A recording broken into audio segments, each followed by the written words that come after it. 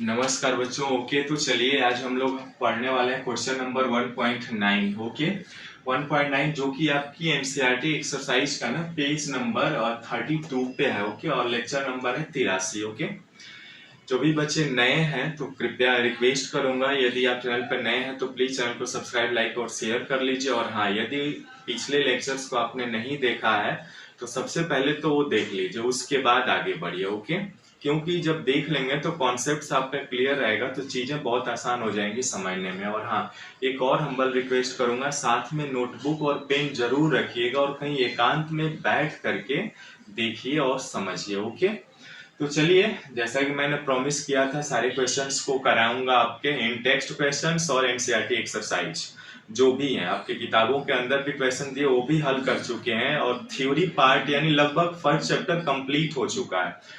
तो do work hard guys, because I am working hard for you.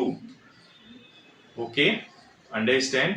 यानी मैं आपके लिए मेहनत कर रहा हूँ, रोज एक दो लेक्चर्स अपलोड कर रहा हूँ, तो आप भी मेहनत करिए और चीजों को समझिए ताकि आपका सिलेबस जल्दी कंप्लीट हो जाए। ओके, तो चलिए, क्वेश्चन नंबर 1.9 है। इसमें बताना चाहूंगा, एक्सप्लेन करना है आपको। पहला पार्ट ही अभी हम लोग हल करने वाले हैं। धात्विक एवं आयनिक क्रिस्टलों में समानता और विभेद दो चीजें पूछा था। तो समानता इसके प्रीवियस क्लासेज का लिंक है डिस्क्रिप्शन में, देख लीजिएगा, प्लेलिस्ट में भी अवेलेबल है, वीडियो देख लीजिएगा। ओके, आज हम पढ़ेंगे इनमें विभेद यानी अंतर क्या क्या होता है। ओके, अंतर क्या क्या है, यानी धात्विक एवं आयनिक क्रिस्टलों में विभेद या अंतर, differences of metallic and ionic solids. तो क्या डिफरेंसेज है आयनिक सॉलिड्स और मेटालिक सॉलिड्स में, उन चीजों को देखना है। आइए देखते हैं। जैसे आयनिक में देखिए, पहला क्या कह रहा है आपसे, पहला ये कह रहा है कि आयनिक क्रिस्टलों में आयन, जो आयनिक क्रिस्टल है ना, जैसे NaCl है तो Na प्लस और Cl माइनस दो आयन हो गए, तो आयन गति के लिए स्वतंत्र नहीं होते हैं। आयन जो है फ्री टू मूव नहीं होते हैं, है ना। बट ऐसा मेटालिक में है, क्योंकि उनके पास तो इलेक्ट्रॉन वैलेंस शेल में मौजूद होता है जो फ्री टू मूव होता है ना। इसीलिए कह रहा है कि आयनिक क्रिस्टलों में आयनिक गति के लिए स्वतंत्र नहीं होते हैं, अतः ये ठोस अवस्था में विद्युत का चालन, है ना, विद्युत का चालन नहीं करते हैं। विद्युत का चालन का मतलब क्या होगा कि इसमें करंट, फ्लो ऑफ करंट नहीं होगा, है ना। ये ठोस अवस्था में विद्युत का चालन नहीं करते हैं। ये ऐसा केवल गलित अवस्था या जलीय विलयन में करते हैं। ये कब करते हैं, जब गलित अवस्था यानी मोल्टेन स्टेट या एक्वस सॉल्यूशन में होंगे, तब ये ऐसा करते हैं, है ना। वही चीज इंग्लिश में कह रहा है कि ionic crystals are bad conductors of electricity. विद्युत के बहुत ही मतलब सुचालक नहीं है, कुचालक है।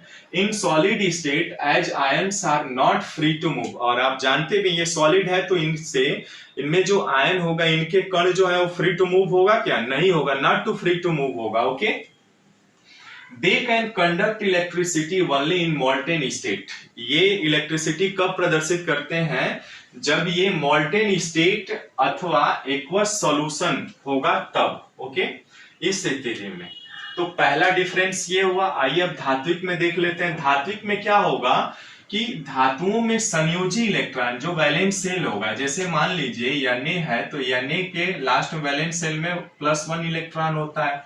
ये इलेक्ट्रॉन बंधे नहीं होते हैं, है ना, अपितु मुक्त रहते हैं, ये फ्री हैं, अतः ये ठोस अवस्था में भी विद्युत का चालन करते हैं।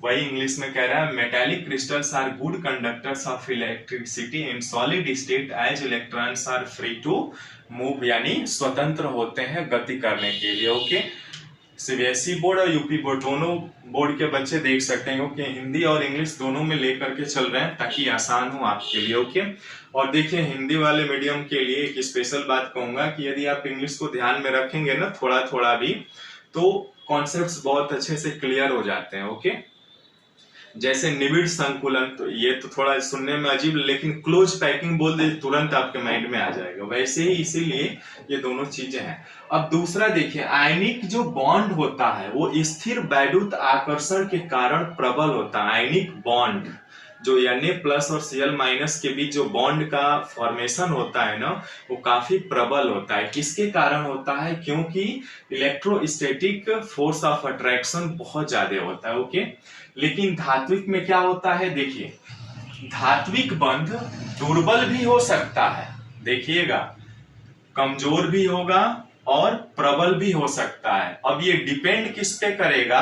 तो डिपेंड करेगा आपके इलेक्ट्रॉनों की संख्या पर, यानी वैलेंस सेल में जो नंबर ऑफ इलेक्ट्रॉन्स हैं उन पे डिपेंड करेगा, और कर्नेल के साइज पर भी डिपेंड करता है ना। यानी वही कह रहा है, यह धात्विक बंध दुर्बल भी हो सकता है या प्रबल भी, यह संयोजी इलेक्ट्रॉनों की संख्या तथा कर्नेल के आकार पर निर्भर करता है।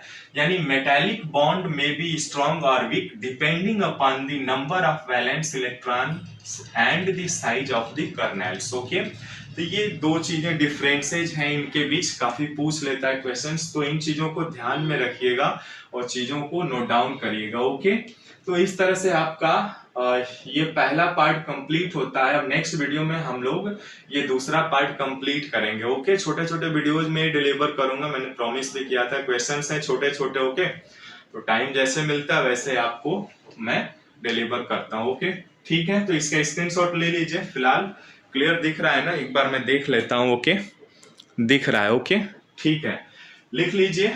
ओके, मिलता है फिर नेक्स्ट वीडियो में नेक्स्ट क्वेश्चंस के साथ। Okay, thanks for watching this video, और हाँ, चैनल को प्लीज सब्सक्राइब, लाइक और शेयर जरूर कर लीजिए। Okay, thank you.